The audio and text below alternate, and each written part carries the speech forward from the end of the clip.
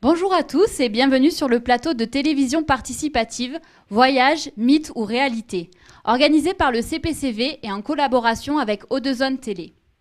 Les plus terre-à-terre parleront de mobilité, d'autres, plus rêveurs peut-être, de voyage. Quoi qu'il en soit, le corps et l'esprit sont en mouvement dans ce monde où l'ailleurs n'a jamais été aussi accessible via les nouveaux moyens de technologie et de communication. Le voyage forme la jeunesse. Voilà une expression devenue courante. Mais qu'en est-il réellement ? Le voyage apparaît comme une opportunité de s'enrichir et de mieux se préparer au vivre ensemble, de se situer dans notre monde et de s'insérer professionnellement. D'autant plus que la mobilité spatiale est souvent une porte d'entrée vers d'autres formes de mobilité. À notre échelle et sans prétention, nous souhaitons donc donner la possibilité aux jeunes du territoire et d'ailleurs d'échanger sur leurs envies, leurs expériences et leurs choix. Au travers de nombreuses interviews et de témoignages de nos invités, nous échangerons sur les atouts et les freins du voyage. Dans une première partie, nous expliquons ce qu'il peut représenter, dans une seconde partie, ce qu'il peut apporter, et enfin, nous verrons comment il se réalise. Études à l'étranger, formation linguistique, immigration amoureuse, séjour de vacances, mobilité d'associations culturelles ou de loisirs, expérience professionnelle, volontariat, tourisme, voire lecture ou peinture, autant de formes que peuvent prendre nos voyages. Mais que représente-t-il au fond ? Notre premier reportage nous livre quelques éléments de réflexion.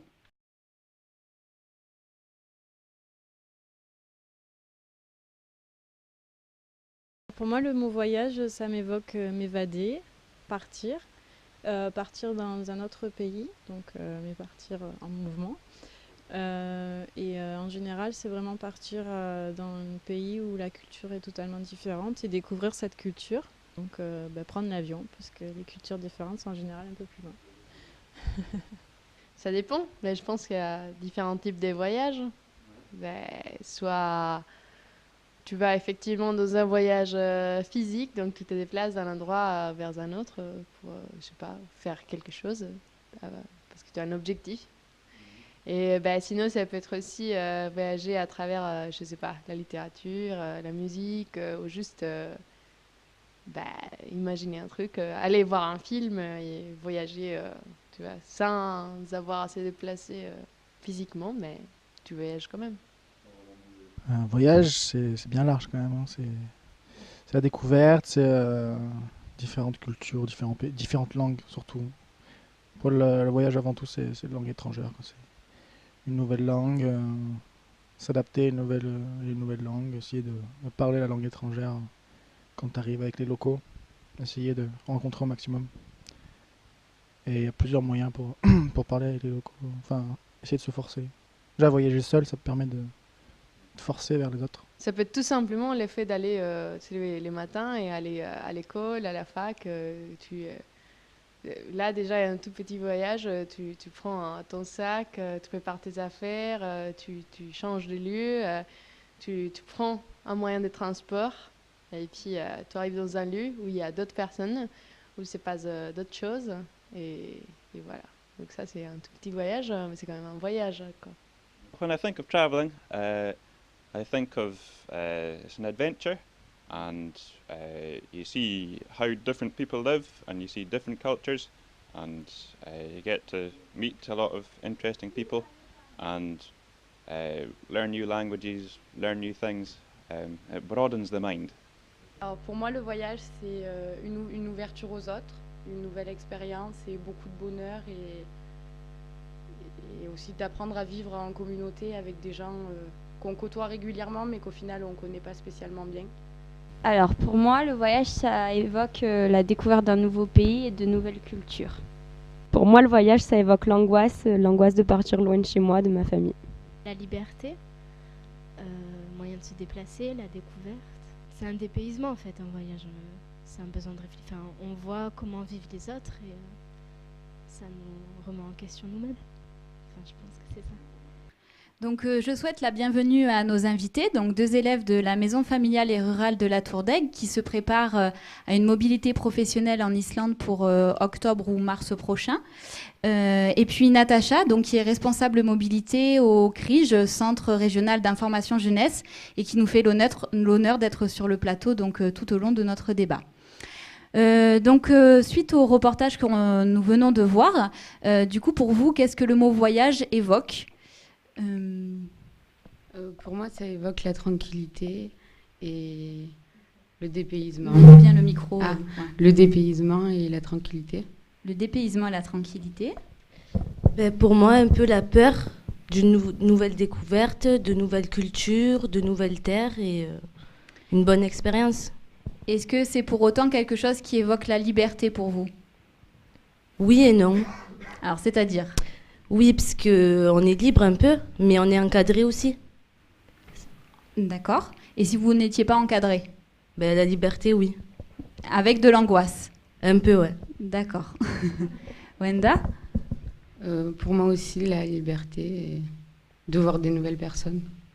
Et est-ce que, d'après vous, le voyage, c'est forcément partir loin ? Est-ce que ça ne peut pas évoquer aussi d'autres aspects ? Non, c'est pas forcément partir loin. On peut partir à côté de chez nous, ce qu'on n'a pas vu en fait. C'est-à-dire mais bien le micro. Ce qu'on n'a pas vu à côté de chez nous, on découvre de nouvelles choses, de nouvelles coutumes, tout ça. D'accord. Oui, c'est pareil. Hein. Ok, très bien. Alors Natacha, est-ce que vous pouvez du coup témoigner un petit peu de ce que les jeunes pensent du voyage ? Est-ce qu'il y a l'aspect rêve, utopie, aventure qui ressort énormément ? Ou est-ce qu'il y a d'autres aspects aussi dont les jeunes ont conscience ?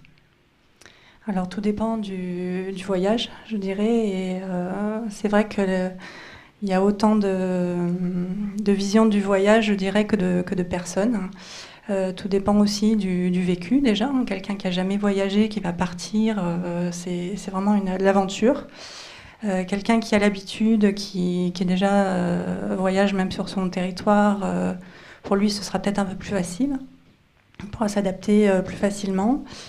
Tout dépend aussi après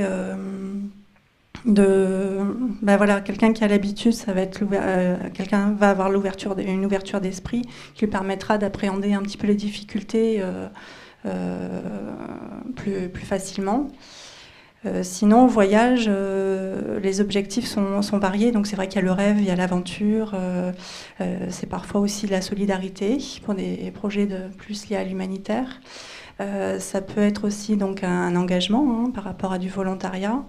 Ou alors avec un objectif un peu plus terre à terre, je dirais, dans le but d'avoir une expérience à l'étranger, de pouvoir la valoriser dans son parcours personnel ou professionnel. D'accord, très bien. Et donc vous les filles, qu'est-ce que vous attendez de ce voyage en Islande en particulier ? Découvrir des nouvelles choses qu'on ne connaît pas chez nous. Et voilà. D'accord. Moi, c'est un dépaysement total. Parce que c'est l'Islande. Ah ouais, c'est pour un grand voyage, j'aimerais bien que ça change tout, quoi. D'accord. Et donc l'angoisse que tu évoquais tout à l'heure, Laura, comment tu comptes y faire face ? Quand même, on serait un peu entouré de gens qu'on connaît. Donc déjà, ça va. Je pourrais le gérer, je pense. Mais donc toi, voyager seul, c'est pas quelque chose qui te vient à l'esprit ? Je l'ai jamais vécu, donc je sais pas ce que ça fait de voyager seul. D'accord, et qu'est-ce que tu penses que ça ferait ? La peur un peu. Moi, j'ai un peu peur de voyager seule. D'accord. C'est l'inconnu. D'accord. Au-delà de ça, est-ce que vous pensez que ça va vous permettre aussi de vous remettre en question et de mieux vous connaître vous-même ? Sûrement, parce qu'on est loin de chez nous. Donc, on va réfléchir autrement, on va voir les choses autrement. Moi, je pense que oui. Donc, il faut être loin de chez soi pour réfléchir autrement ? Ça joue quand même, ça joue. Mais après, on verra. Hein. Surprise. Je pense pareil, mais en plus, on ne sera pas avec des personnes qu'on reste tous les jours avec. Donc, je pense que ça va nous faire un gros changement. Est-ce que le voyage peut apparaître aussi comme une fuite ou une échappatoire par rapport au quotidien? Est-ce que vous rencontrez, vous, des jeunes dans leurs projets où finalement vous sentez que derrière, il y a une envie de partir loin pour échapper à quelque chose? Oui, en effet, c'est parfois implicite, donc c'est pas forcément dans la demande ni dans le projet. Les personnes ne sont pas forcément conscientes que de partir, c'est aussi de découvrir autre chose et de rompre un petit peu le quotidien. Mais pour certains, là, j'ai eu un jeune homme il n'y a pas longtemps qui est venu pour s'informer et vraiment, voilà, son objectif, c'était partir, quitter la famille, quitter le quotidien, qui est parfois un peu difficile à supporter. Et on pense qu'en partant à l'étranger, ce sera différent. D'accord. Dans cette idée de partir pour mieux revenir aussi, ou pas? Parfois, oui. Ça dépend. Revenir plus riche d'expérience, déjà, avec plus d'autonomie et de confiance en soi. C'est parfois ce qui est recherché. Et voilà. Très bien. Peut-être quelque chose d'autre à rajouter? Non? Alors peut-être que je vais me tourner du coup vers le public. Donc est-ce qu'il y a des questions ou des remarques ou des réflexions pour compléter cette idée de qu'est-ce que le voyage peut évoquer chez chacun d'entre nous? Moi je voudrais demander aux deux jeunes filles si vous parlez anglais et à Natacha si c'est nécessaire de parler anglais pour partir à l'étranger. Alors peut-être les jeunes filles en premier. Nous on a les bases. Le micro, c'est mieux. Nous, on a les bases, mais rien de plus, quoi. C'est scolaire. Après. Et du coup, tu parlais d'angoisse tout à l'heure. Est-ce que tu te donnes les moyens d'avoir autre que les bases? Sur le terrain, on aura autre que les bases. Après, on sera un peu obligé de parler la langue, quoi. Il faut que tu t'y confrontes pour en prendre conscience de sa nécessité? Oui. D'accord. Tu veux rajouter quelque chose? Non? Alors donc, Natacha? Donc, parler une langue étrangère, c'est pas forcément indispensable. Tout dépend dans quel cadre on souhaite partir. Donc, c'est sûr que si on part à l'aventure tout seul, c'est quand même mieux de pouvoir se débrouiller, ne serait-ce que pour comprendre. On arrive à la gare, comprendre les panneaux, pouvoir demander son chemin. Donc voilà, il faut avoir quelques bases. Sinon, il existe aussi des dispositifs comme des échanges interculturels, des échanges de jeunes où on est accompagné. Et donc, ce sont un dispositif, par exemple, qui permet de vivre une expérience à l'étranger sans avoir des critères, des compétences de langue poussées. D'accord. Alors peut-être une autre question. Oui, j'ai une question pour les deux demoiselles. C'était la destination de l'Islande. Est-ce que c'est un choix ou ça a été imposé par quelqu'un parce que c'est assez peu commun, l'Islande? C'est un voyage scolaire en fait. C'est pas nous qu'on a choisi la destination. Et alors, quand même, comment vous le vivez, le fait de partir en Islande? Si vous aviez eu le choix, est-ce que vous seriez parti ailleurs et pourquoi? Moi, peut-être pas ailleurs, mais peut-être pas en Islande non plus. Très bien. Wenda? D'accord, alors pas en Islande, mais où? Essaie de préciser. Quels sont finalement ton voyage idéal? Plutôt dans des pays chauds. D'accord, donc le climat ferait partie de tes critères de choix. Oui. Tu penses que tu pourras y trouver autant de richesses dans un pays chaud que dans un pays froid, par exemple? Ça, je sais pas. Par rapport à toi, si aller dans un pays chaud, est-ce que ça te fait sortir de ta zone de confort? Moins que des pays froids, je pense. Donc, qu'est-ce que ça peut t'apporter? Je sais pas. Alors, Natacha, est-ce que vous avez des éléments complémentaires? C'est vrai que à travers les jeunes que je côtoie, au niveau des destinations, c'est assez varié. Mais c'est vrai qu'en région PACA, il y a quand même une nette préférence pour les pays comme l'Italie, voire l'Espagne. Voilà, c'est flagrant.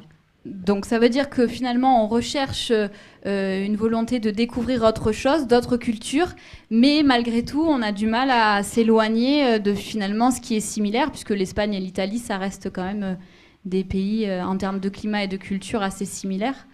Donc on est confronté un peu à un paradoxe. Alors est-ce qu'il y a des personnes dans le public qui ont des réflexions ou des remarques à faire par rapport à ça? Après, j'aurais voulu, si possible, ajouter une remarque. C'est vrai que nous, quand même, on a énormément de demandes sur le Royaume-Uni, sur Londres en priorité. Pour approfondir la langue. Voilà, souvent je veux partir à l'étranger pour apprendre l'anglais. Ça, c'est une des questions qui revient le plus souvent. Surtout des jeunes qui veulent partir en job, par exemple à Londres. Sachant que voilà, pour partir travailler à l'étranger, il faut quand même avoir un minimum de niveau d'anglais. D'accord. Alors, c'est vrai qu'on voit beaucoup de programmes européens qui se développent avec ce défi de faire partir un maximum de jeunes en Europe. Mais est-ce que du coup, l'éducation nationale et les politiques qui sont mises en place sont à la hauteur de ces ambitions-là en termes d'apprentissage des langues étrangères? Je ne sais pas si vous pouvez un petit peu témoigner du rapport que vous pouvez avoir à la langue étrangère et à l'anglais en général, et qu'est-ce que vous en pensez et qu'est-ce qui pourrait être mis en place pour améliorer tout ça? Une petite réflexion de... Alors, l'apprentissage de l'anglais en France, pour l'instant, il est assez basique. On ne fait pas beaucoup d'oral, en fait.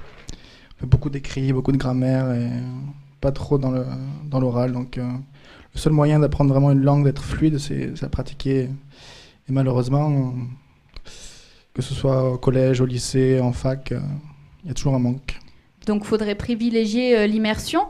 Ceci étant, on voit quand même de jeunes étrangers parlant quand même très bien anglais, sans s'être pour autant déplacés. Je pense à un jeune Hollandais qui est bilingue en anglais, alors qu'il n'est pas forcément allé dans des pays anglophones. Donc, Les Hollandais, les Allemands, ils ont un autre système d'éducation. Déjà, leur langue est beaucoup plus proche de l'anglais.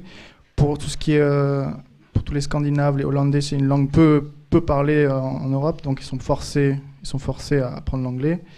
Et je sais que pour les Scandinaves, ils ont toutes les émissions, tous les films ils n'ont pas doublage de voix. Tous les films sont sous-titrés en anglais directement. Donc, c'est pas du tout comme la France. Donc, on pourrait dire que les Français sont assistés, du coup. Ah, complètement assistés, les Français. C'est terrible. Alors, est-ce que justement les jeunes Français et Françaises dans le public peuvent témoigner de leur rapport à la langue et confirmer qu'ils se sentent assistés, ou quels moyens vous donnez pour vous préparer à cette difficulté? Non, il n'y a pas de réflexion particulière?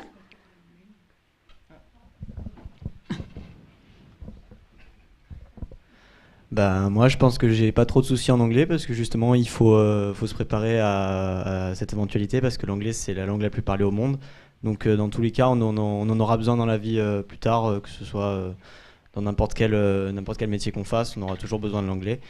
Et surtout, si en plus on va partir en Islande l'an prochain, je pense qu'on va quand même en avoir besoin si on veut demander quelque chose. Et puis moi, j'en ai pas besoin parce que je parle couramment anglais avec des gens tout le temps. Et puis il faut juste s'entraîner, et puis ça prend du temps, mais il faut prendre le temps, sinon c'est sûr ça s'apprend pas tout de suite, et faut travailler, il faut s'entraîner, et on en est obligé, sinon après ça peut être un handicap dans la vie plus tard.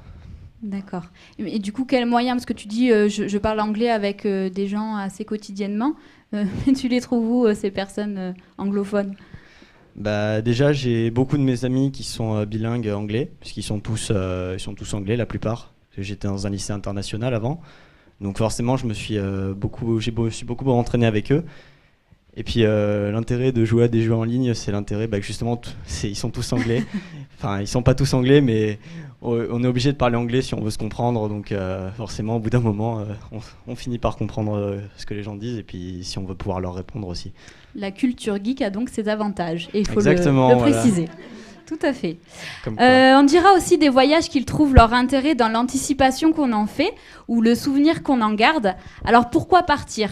Quel sens donne-t-on à cette expérience de vie? Que cherchons-nous? C'est ce à quoi notre deuxième reportage essaie de répondre.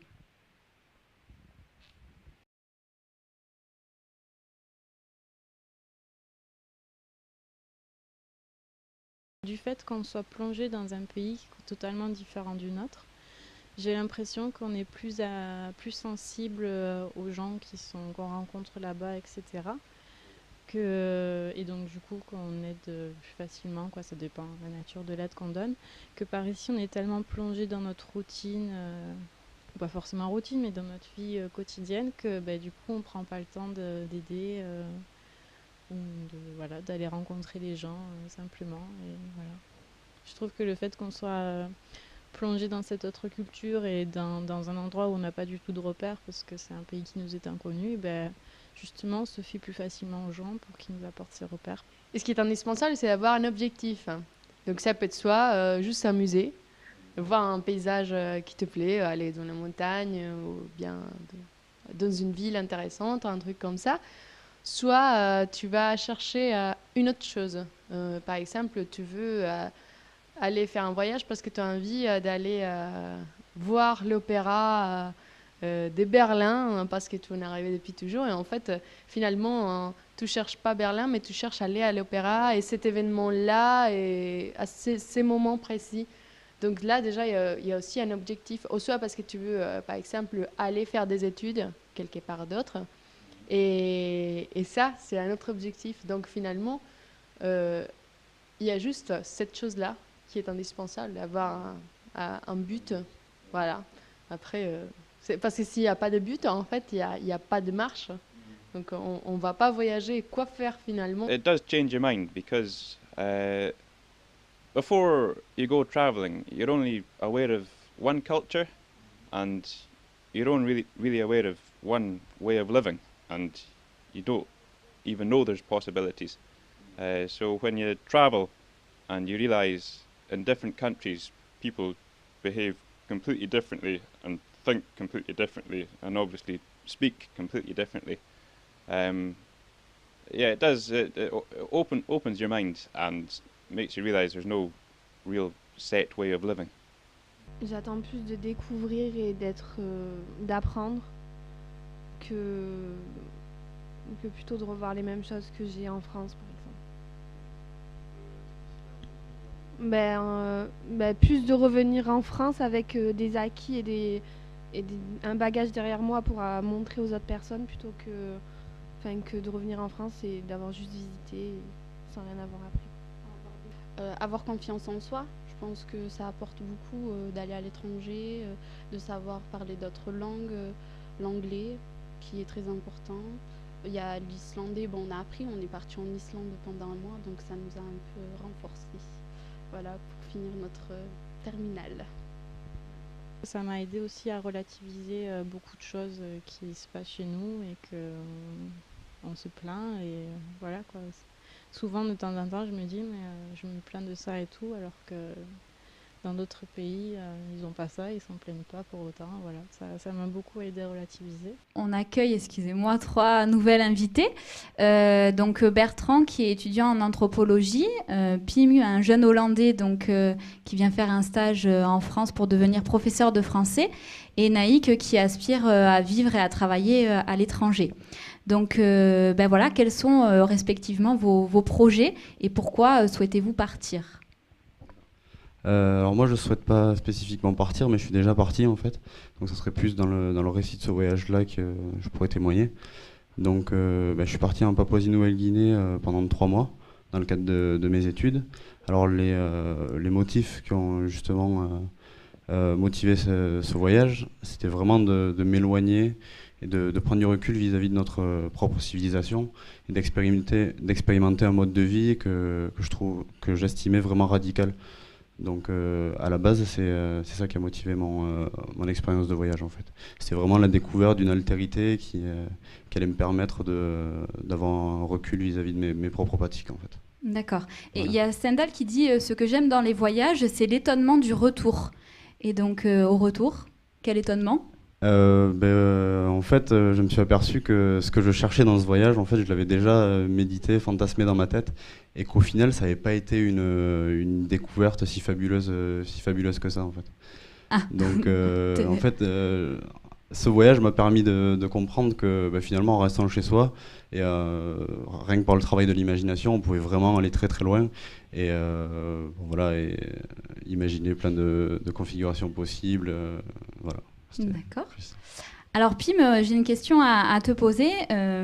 Quelle de cette expérience-là de 3 mois en France, est-ce qu'il y a des changements dans ce que tu es, dans le rapport aux autres, que tu découvres aujourd'hui ? Oui, certainement. Mon français s'est amélioré beaucoup, beaucoup. Et on le constate. Et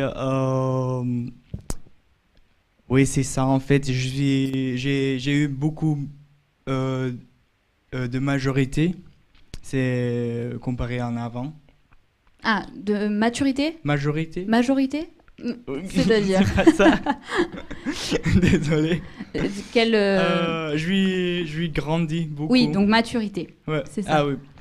Et oui, donc oui, ça va changer chez moi quand je vais rentrer. Mais sur quels aspects concrets, par exemple? Pardon? Des aspects concrètement, sur quoi tu as grandi? Sur ta façon de voir les choses? Oui, sur, oui, exactement, c'est ça.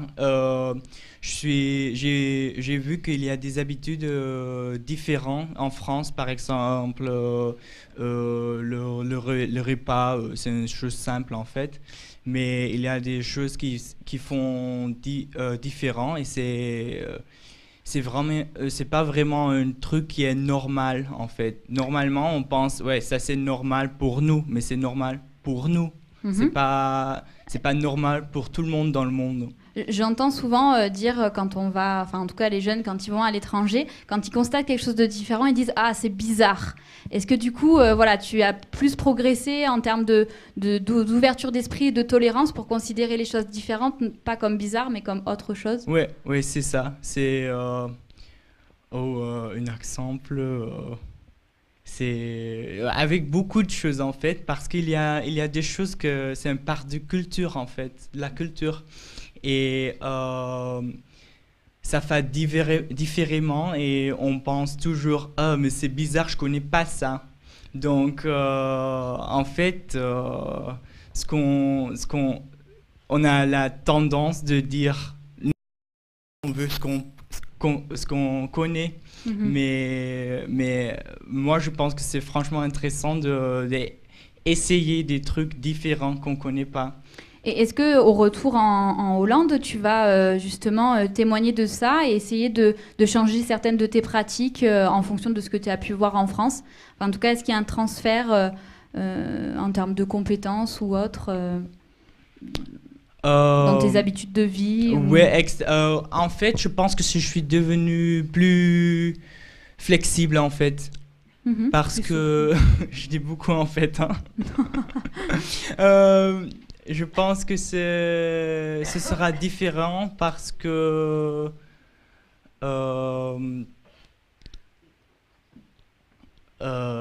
plus souple dans le je serai plus flexible parce que rien est allé comme je l'avais prévu en fait.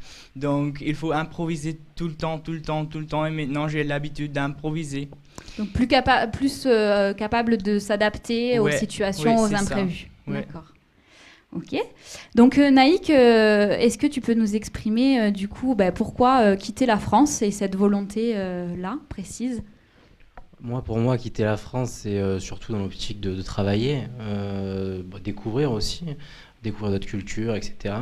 Donc je cherche un pays où je peux développer quelque chose, une activité, surtout au niveau professionnel. Donc j'oriente mes recherches sur le continent africain, où je pense qu'il y a des opportunités qui peuvent se créer. Et pas en France, du coup, ces mêmes opportunités? Non, je suis pas dans une optique de voyage, donc du coup, c'est vrai que je quitte j'ai un souhait de quitter la France, justement pour ça, pour le système qu'on a actuellement en France et qui, à mon sens, freine les jeunes d'aujourd'hui à créer quelque chose, quoi. D'accord. Alors c'est intéressant, du coup, j'ai une question. Est-ce qu'on doit être mobile pour réussir sa vie aujourd'hui? Ça, c'est ma première question. Alors je ne sais pas si vous avez un élément de réponse, Natacha, par rapport à ça. Est-ce que pour réussir sa vie, il faut être mobile aujourd'hui? C'est une nécessité? Est-ce que, je ne sais pas, ça craint de ne pas partir aujourd'hui? Ça craint pas. Enfin, tout le monde n'est pas capable aussi ou n'a pas forcément envie de partir. Après, c'est vrai que c'est un plus, c'est un atout pour les personnes qui ont pu organiser déjà un projet de départ. qui ont eu le courage aussi de surmonter leur peur, comme on a vu avec les 2 jeunes filles tout à l'heure. Elles appréhendent, mais elles vont y aller quand même. Et je pense que voilà, après, par l'expérience, on passe. Enfin, j'arrive plus à. C'est vrai que le voyage, voilà, ça permet de vaincre un petit peu ces frayeurs et puis de revenir plus. Il y a un dépassement de soi, voilà. Il y a un dépassement de soi qui se fait, d'accord. Alors j'ai pu constater que quand même il y a énormément de jeunes, il y a 53% des expatriés qui ont moins de 35 ans et donc a priori c'est quand même une forte volonté de la part des jeunes aussi de quitter la France, en tout cas de ne pas faire leur avenir en France comme Naïk peut le témoigner. Donc est-ce que finalement la mobilité aujourd'hui c'est devenu une obligation plus qu'une liberté, parce que c'est prôné comme une liberté mais est-ce que ça peut apparaître aussi comme une obligation? Et est-ce qu'on peut demander, je ne sais pas moi, aux jeunes chômeurs espagnols finalement d'aller chercher aussi du travail en Allemagne et d'avoir cette flexibilité-là? Qu'est-ce que vous en pensez? C'est ce qu'ils font aujourd'hui déjà. Les jeunes chômeurs espagnols viennent déjà en France pour trouver du travail. Ils n'ont pas forcément besoin d'aller jusqu'en Allemagne. Après, je pense que c'est surtout les mentalités qui évoluent. On a plus de facilité à voyager et à se déplacer aujourd'hui par rapport à il y a des dizaines d'années. Donc voilà, je pense que c'est juste les mentalités qui changent. C'est pour ça qu'on a de plus en plus de jeunes qui partent à l'étranger. Après, ce serait pourquoi pas une bonne idée de faire partir nos jeunes chômeurs pour les envoyer travailler dans notre pays. C'est quelque chose qui peut être motivant pour eux et qui peut être intéressant pour tout le monde. D'accord. D'autres réflexions par rapport à ce sujet-là ou Bertrand? Je pense que déjà il faut que ce soit voulu, quoi. La mobilité, ça ne doit pas être imposé, quoi. Ça c'est mon premier avis. Ensuite, il y a beaucoup de voyages, par exemple, je pense en Australie avec l'idée de working holiday, par exemple. Tu peux développer, expliquer ce que c'est? Grosso modo, c'est un contrat de travail, il me semble, d'un an en fait, où l'expatrié qui arrive en Australie a l'opportunité pendant un an en fait de travailler et de financer son voyage. Et je trouve que ça c'est plutôt un bon concept et ça nous apprend du coup peut-être à être plus mobile. Du coup, nous Français arrivant là-bas, avoir beaucoup d'opportunités assez vite, rapidement. Se faire une petite cagnotte. Alors c'est une autre vision en fait du travail, quoi. C'est vraiment plus intérim. On est plus jetable, mais en même temps plus souple, plus flexible. Il y a un aspect précaire. Il y a un aspect précaire, mais que par exemple le CDI empêche, par exemple en France, je pense. Ça t'oblige à rester. Ça te maintient dans un état où tu peux pas forcément voyager.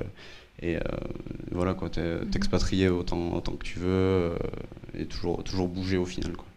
Est-ce que dans la mobilité, on recherche aussi à un moment donné de se mettre en danger? Parce que je ne sais pas comment tu prépares ton départ, mais est-ce qu'il y a une peur, une angoisse par rapport à ça? Mais aussi, ça relève du défi?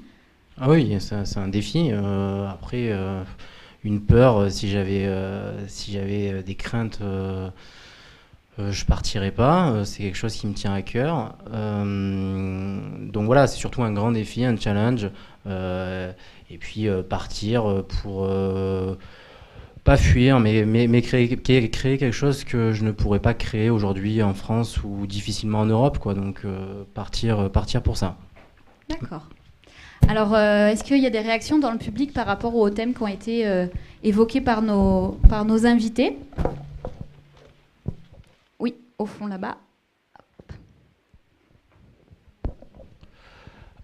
Oui, moi j'ai jamais été un grand voyageur et je me suis toujours interrogé sur les arguments qui sont développés d'aller rencontrer des cultures lointaines qui au final vivent à côté de nous. Moi j'ai travaillé dans des tas d'endroits multiculturels en France. Et je suis content parce qu'il me semble quand même avoir des éléments de réponse en fait, et notamment il y a un apport qui me semble ressortir, qui est vraiment celui de l'apprentissage de... puis il me parlait de maturité, de maturité, de confiance en soi, de dépasser ses peurs. Et donc, on est vraiment sur des choses, au final, très personnelles. Parce que l'apport est avant tout très personnel. Et peut-être que de rencontrer une culture qui habite loin, ça permet aussi de mieux vivre avec à côté de chez nous. Voilà, c'était la réflexion que les conversations me font avoir. Est-ce qu'il y a d'autres remarques ? Oui. Moi, j'aurais une question pour Naïk. Si vous voulez partir à l'étranger, mais vous voulez partir où et pourquoi ? Je me dirige plutôt vers le continent africain, pour l'instant en Côte d'Ivoire. Partir pour créer une entreprise, créer du travail, créer une activité tout simplement. Dans un des reportages, pour rebondir un petit peu sur ce qui a été dit par rapport au public, il y a une jeune fille qui dit qu'on est plus sensible et plus ouvert aux autres quand on est ailleurs, quand on voyage, quand on est dans une autre culture. Est-ce que c'est pas un peu triste de se dire que finalement il faut partir pour être sensible aux autres et aider l'autre ? Qu'est-ce que vous en pensez ? Des réactions ? Non ? Oui ?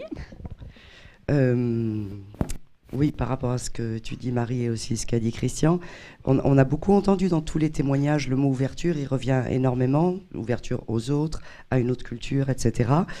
Mais il me semble que c'est pas automatique, parce qu'on voit aussi des voyageurs dans d'autres pays, surtout ne pas rencontrer l'autre, et reconstruire un mode de vie bien proche, par exemple si c'est des Français qui voyagent, un village vacances par exemple, bien proche du mode de vie des Français. Et on voit, comme disait Christian aussi, des gens qui ne vont pas s'ouvrir à la culture de l'étranger qui habite juste la porte à côté. Donc je me dis que les jeunes qui disent c'est pour l'ouverture aux autres, je pense qu'il se passe quelque chose chez eux d'ouverture, mais qui est en eux. C'est pas forcément parce qu'ils ont changé d'endroit que ça va les ouvrir. On peut être à l'autre bout du monde et rester complètement fermé. Des réactions par rapport à ce qui vient d'être dit là ? Oui ? Non ? Pardon. Moi, j'aurais voulu, oui voulu ajouter, donc c'est vrai, ça tient plus du voyage organisé, auquel les jeunes ne se prêtent pas forcément. Oui, parce qu'il faut des moyens, c'est ça, voilà. Mais c'est déjà. vrai que l'aspect touristique, c'est quand même la forme la plus traditionnelle du voyage, finalement. Oui, tout à fait. Donc c'est vrai que l'ouverture d'esprit, et c'est vrai je suis d'accord, elle est déjà présente. Il y a quand même une petite curiosité pour la personne qui va partir seule, notamment en voyage et à l'aventure. Donc il y a quelque chose qui est déjà présent, c'est vrai, qui va se développer au fur et à mesure de l'expérience. Et c'est vrai qu'il y a des dispositifs, comme on parlait tout à l'heure, du visa ou permis vacances-travail, et d'autres qui sont en train de se mettre en place aussi, qui permettent aussi d'accompagner les jeunes ou de faciliter une mobilité, notamment professionnelle. Nombreux sont donc les intérêts et ce n'est pas ce qui est le plus difficile à démontrer. En revanche, concrétiser ses ambitions peut s'avérer parfois plus complexe. Notre troisième partie vise à répondre aux questions suivantes. Quel écart trouve-t-on entre le rêve, nos envies, notre projet et finalement sa réalisation ? Comment se réaliser en sécurité ? Et est-il vrai que pour bien voyager, il faut ménager sa monture ? Les obstacles à la mobilité sont nombreux, linguistiques, logistiques, financiers, etc. Mais sans doute, ils dépendent des moyens aussi qu'on se donne pour répondre à nos ambitions qui sont toutes relatives. C'est ce que notre dernier reportage nous laisse à penser.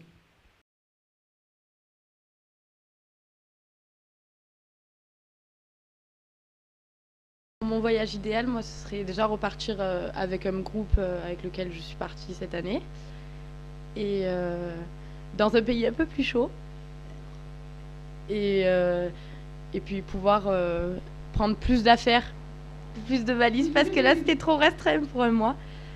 Et voilà, après, découvrir une nouvelle culture, de nouveaux paysages et de nouvelles personnalités pour pouvoir enrichir un peu notre expérience de vie. Moi, mon voyage idéal, ce serait de partir avec ma famille, avec mes amis, même le groupe classe qu'on est parti cette année, c'était vraiment génial. Et puis voilà, comme Nana, partir dans un pays par contre plus chaud parce que c'est vraiment gelé là-bas. Mais sinon, partir avec la même dynamique, le même bonheur et dans n'importe quel pays. Juste aller là-bas et rigoler, ce sera un voyage fabuleux. For accommodation, I am using the Couchsurfing network, which is an internet-based community. And whenever you travel to a new city, you can find a local host to stay with. And it's a very good way of traveling. You meet local people, and I can talk about my culture, and they talk about their culture, and we cook for each other, and it's a much better experience than staying in a hotel or a hostel. Comment voyager C'est assez large. À mon avis, ça dépend du type de personne qui est à même de faire ce voyage. Il y a des gens qui préfèrent que justement les vacances soient un peu plus structurées. Alors du coup, ça peut passer par des espèces de voyages organisés, de tours opérateurs. Bon là, c'est quand il y a vraiment l'envie de garder un certain confort, je pense, un peu à l'occidental. Le voyage, donc c'est quelque chose qui se prépare dans la durée, mais c'est quelque chose qui se prépare aussi financièrement. C'est-à-dire que plus on veut partir longtemps, plus il faut aussi préparer comment on va... Parce qu'il s'agit là de gagner sa vie ailleurs. Donc, mais pour autant, voilà, quand on n'est pas riche à la base et qu'on n'a pas les moyens de partir où on veut, comme ça, etc., c'est quelque chose qui se prépare longtemps à l'avance et qui du coup nécessite de bien réfléchir aux conditions de vie là-bas aussi, où est-ce qu'on part, comment les gens vivent là-bas, et ça suppose aussi de s'interroger sur le rapport à l'argent, comment est-ce qu'on va gagner sa vie, et puis une fois qu'on sera arrivé là-bas, comment est-ce qu'on va s'en sortir, puisque c'est pas dit qu'on trouve un job non plus tout de suite. Voilà, donc voilà, là je parle vraiment d'un voyage en tant que départ sur le long terme, donc ça se prépare vraiment financièrement. À côté de ces personnes-là, il y a les gens qui sont peut-être un peu plus téméraires, qui partent vraiment avec leur sac à dos, juste le nécessaire. C'est vrai qu'aussi comment voyager, ça nous apprend pas mal sur nous-mêmes. Ceux qui voyagent avec le sac à dos, par exemple, ils prennent vraiment le strict nécessaire, sans trop de fioritures ou de confort, on va dire, avec le sac de couchage, la trousse de toilette, puis après qui vont plus sur les routes, qui vont chez les gens, qui ont notre rapport au voyage, quoi. C'est plus vraiment du voyage aventure, contrairement au tour opérateur où c'est plus voyage organisé, c'est plutôt du tourisme avec plus l'idée de consommation, je pense, derrière. Alors nous accueillons deux nouveaux invités, donc Kevin qui fait des études en français langue étrangère et qui donc désire enseigner le français à l'étranger, je suppose, et puis donc Anne qui a une fille, donc Nina, qui est en Colombie actuellement, et on aura peut-être la chance de la voir via Skype. Donc ma question est la suivante, notamment pour Anne en premier, comment justement elle a préparé ce voyage ? Alors, elle l'a préparé longuement. Je dirais que ça dépend si on prend à partir du moment où l'idée vient en tête ou à partir du moment où on concrétise. Mais à partir du moment où l'idée prend en tête, ça a pris du temps parce qu'il faut, oser, se dire oui, je vais y aller, se convaincre, bon, allez, c'est décidé, j'y vais. Et puis après, il y a le côté financier il a fallu qu'elle travaille quand même donc 2 saisons d'hiver, 1 saison d'été. Parce que c'est loin quand même la Colombie, que le billet d'avion coûte cher et que du coup pour avoir un budget qui lui permette de partir longtemps. D'accord, donc elle s'est assurée et du billet et ensuite de la vie sur place au niveau du budget. Voilà, donc ça peut pas se faire sur un coup de tête, il faut que ça prend du temps.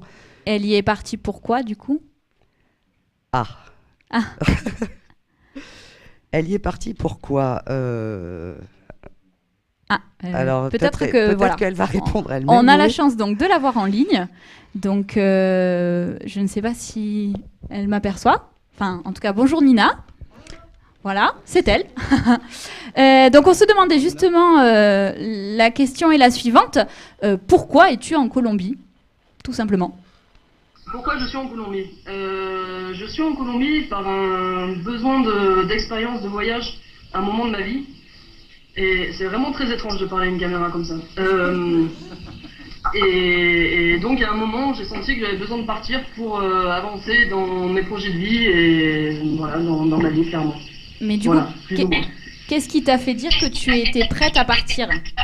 Un moment où je me suis rendu compte que dans mon pays, en France, je n'avançais plus, on va dire. Enfin, j'avais beau essayer d'entamer des projets, ça n'avançait pas, et donc ça c'est apparu un peu comme une évidence que j'avais besoin d'une claque, en fait, clairement, pour avancer un peu mieux, on va dire. Voilà. Donc, est-ce que la Colombie t'a donné des claques? Oui, oui. Lesquelles? En fait, je recherchais une grosse perte de repères, et donc en arrivant donc en Colombie tout seul, bon, accueilli quand même chez des amis, mais voilà, c'est tellement différent et il y avait tellement rien qui ressemblait à ce que je connais que tout n'était qu'apprentissage chaque jour. Et donc de là, forcément, on prend des claques, on apprend des choses, on apprend de soi, on apprend des gens et c'est très formateur. Et est-ce que du coup l'argent est une nécessité pour partir ou ça a ses limites? En fait, je pense que ça dépend du projet de chacun. Il y a pas mal d'organismes et pas mal de projets qui proposent du volontariat, comme le service volontaire européen et qui peut s'étendre à l'international. Et donc je pense que l'argent n'est pas forcément quelque chose qui va bloquer dans le projet. Il est possible donc de partir réaliser un projet à l'étranger sur une longue durée sans forcément avoir besoin des milliers et des cents.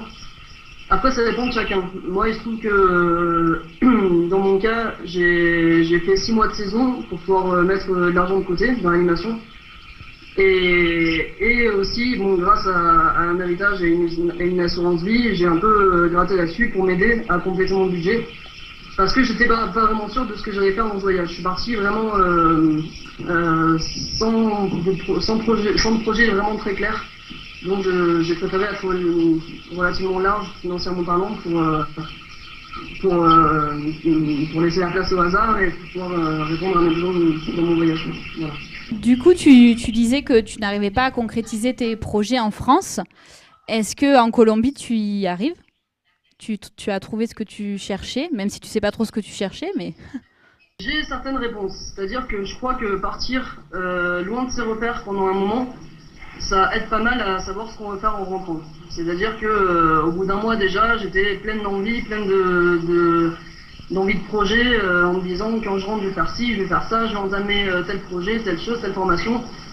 Donc je pense qu'en apprenant à se connaître justement dans ce cadre de voyage et dans cette perte de repères, et ben ça nous permet pas mal de cerner un peu mieux nos envies et nos besoins pour la suite, quoi.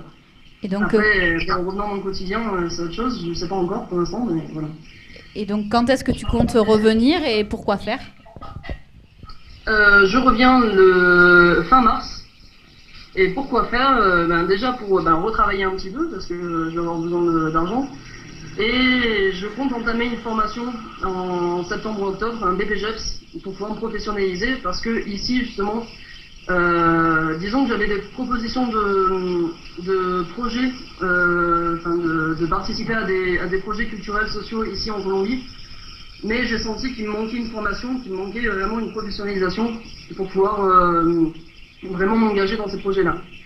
D'où cette envie du coup de rentrer, de me professionnaliser pour savoir un peu plus de quoi je parle et voilà, pour me retrouver un petit peu plus et avoir des billes en main pour réentamer des projets éventuellement dans un prochain voyage. Et est-ce que du coup la destination a une importance réelle? Bonne question. Pour ma part, au début, je comptais pas du tout partir en Colombie en fait. J'avais visé un projet service volontaire européen en Argentine, un projet qui allait en Argentine. Et bon, finalement, ça ne s'est pas fait. Et discutant avec un ami franco-colombien qui m'a donné pas mal de visions des choses différentes des médias sur la Colombie. Mon voyage, c'est d'orienter plus vers la Colombie sur une longue durée pour vraiment découvrir le pays. Après, oui, bien évidemment que je pense qu'il faut avoir envie de découvrir ce pays-là, envie de s'intégrer dans le pays, dans la culture, de rencontrer les gens, etc. Pour partir. Enfin, bien évidemment qu'on ne va pas se retrouver à partir en voyage à un endroit où on n'a aucune envie d'y être, et qu'il faut savoir jauger aussi selon sa sensibilité, selon où on en est dans sa vie, en fonction de la destination. Par exemple, moi, pour l'instant, je ne me sentirais pas du tout de partir en Inde. Par rapport à ce que me disent les gens sur ce pays-là, sur le choc que ça provoque sur les personnes qui arriveront de ce voyage-là. Et voilà, moi pour l'instant, je pense que je suis trop fragile pour aller là-bas. Et donc voilà, donc je pense que ça c'est important de savoir jauger si on y a une période où c'est possible ou non, selon le pays en question. C'est clair ou... Oui. Ouais. Du coup, je profite que tu sois en ligne pour voir si le public a des questions à te poser. Et pour ensuite revenir à Kevin. Oui, je ne l'ai pas oublié. Mais je profite qu'elle soit en ligne. Est-ce que le fait d'avoir quitté ta famille, ça t'a bouleversé beaucoup? Avant de partir, à vrai dire, j'étais persuadé que ça ne me poserait aucun problème, que je pouvais partir longtemps sans forcément que ça me bouleverse, entre guillemets. Et au final, arriver toute seule dans un pays où je ne reconnais rien, où il n'y a rien qui ressemble à ce que je connais et où je suis un peu perdu au début, eh ben oui, c'est vrai que la famille m'a manqué pas mal et donc j'ai eu recours à pas mal de mails pour partager aussi ces premiers moments au voyage et pour avoir un petit repère l'air de rien. Mais au jour d'aujourd'hui, donc après 3 mois et demi ici en Colombie, bien évidemment que ma famille me manque, c'est sûr. Mais bon, c'est pas aussi intense qu'au début, enfin, ça va, je le vis bien, tout en ayant... je sens les regards... Non, je sais pas, bref. Non, voilà, je le vis bien. Après, bien sûr que, au jour d'aujourd'hui, je ne me sentirais pas pour l'instant de partir 3 ans à l'autre bout du monde sans contact avec ma famille. Non, voilà. Ce voyage m'a permis de me rendre compte de cette attache réelle que j'ai et ce besoin de proximité avec ma famille. C'est aussi du coup un intérêt qu'on trouve au voyage, c'est quand on part loin qu'on s'aperçoit que nos proches nous manquent en fait, donc, et qu'ils ont leur importance. Alors on va peut-être donner, merci beaucoup Nina de ton intervention et on te souhaite une bonne continuation. On va peut-être donner du coup la parole à Kevin. Donc Kevin, toi tu as beaucoup voyagé a priori. Est-ce que pour toi l'argent a une importance? Et puis qu'est-ce qui t'a permis de savoir que tu étais prêt pour partir? Quels sont les critères en fait? Alors l'argent, oui, forcément une grande importance. Mais grâce au voyage aujourd'hui, grâce aux compagnies low cost, EasyJet, Ryanair, on peut partir pour un faible coût. Il y a aussi plein de moyens pour abaisser les coûts de voyage, rabaisser tous ces coûts. Par exemple, le Couchsurfing, je pense au système de Couchsurfing. Donc, c'est un site internet qui répertorie plusieurs profils. On échange avec ces gens. On leur demande s'ils peuvent nous héberger. Et inversement, s'ils veulent venir en France, je peux les héberger. Donc, c'est un système gratuit. Donc, c'est très pratique. L'aspect financier est très important. Mais on peut s'en sortir, même en étant étudiant, pour très peu cher. Donc ça peut aller. Et au-delà de ça, comment on se prépare dans sa tête au voyage? Est-ce qu'il y a une préparation déjà? Il y a une préparation. Au fur et à mesure des voyages, plus on voyage, moins on a besoin de se préparer, et moins on va stresser pour le voyage, puisqu'on a des automatismes qui se créent, on sait ce qu'il faut préparer, on sait tout ce qui est parcours itinéraire, tout ce qui est logement, on le prépare à l'avance, on commence à se rôder. Mais c'est vrai, pour le premier voyage, il y a un gros stress et une grande appréhension avant de partir, parce que c'est nouveau, c'est un dépaysement total, et on perd tous ses repères en arrivant, une autre langue, on est un peu perdu. Donc le premier voyage, c'est stressant. Et quelle exigence on a au niveau de la sécurité, justement? Alors en tant que maman, s'assurer peut-être de certaines choses pour le départ de sa fille. Et puis au niveau des jeunes qui vous interpellent au CRIJ, qu'est-ce qu'ils recherchent en termes de sécurité principalement? Alors peut-être Natacha en premier. Alors, parfois, ils ne recherchent pas du tout la sécurité, parce qu'ils n'y pensent pas forcément. C'est je veux partir et je veux partir demain. Donc, c'est vrai qu'il faut prendre le temps de bien préparer son départ. Donc ça, c'est incontournable. Et puis, bien se préparer aussi. Alors, tout va dépendre, voilà, comme le disait Nina, tout va dépendre du cadre dans lequel on part. Donc c'est sûr, il y a un temps de préparation certain, quel que soit le cas de figure. Mais après, voilà, si on part accompagné ou pas, si on part dans le cadre d'un dispositif ou complètement seul à l'aventure, la préparation ne va pas être la même. D'accord. Alors au niveau de la sécurité, par exemple, est-ce que la maman s'est assurée de certaines choses ou absolument pas? Non, j'avoue que là, elle a fait toute seule, qu'elle avait vérifié des trucs du style... Enfin, je savais que qu'elle avait pris le temps d'aller chez le médecin, qu'elle avait une pharmacie, qu'elle avait une assurance rapatriement, qu'elle avait ci, qu'elle avait là. Donc un contrôle quand même. Voilà, mais comme elle s'était déjà préparée pour ça, parce qu'elle devait partir en SVE, donc en fait, elle avait toutes les procédures à faire. Voilà.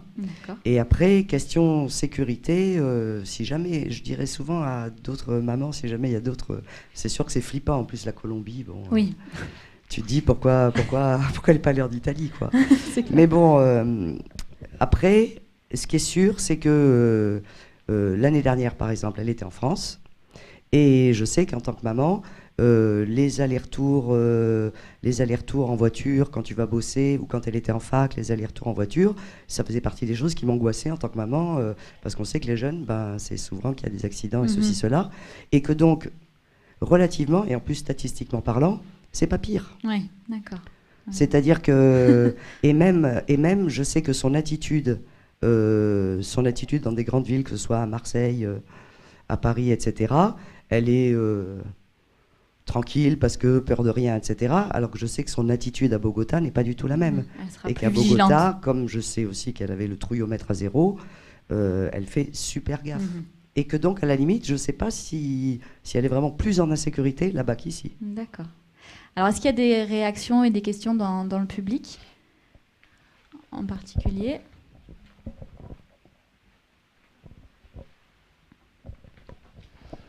Non, moi, c'est plutôt une réflexion, mais moi, je suis heureux de voir que il y a des gens qui partent encore à l'aventure. Voilà, moi, quand j'étais jeune, notre façon de partir en vacances, c'était en stop.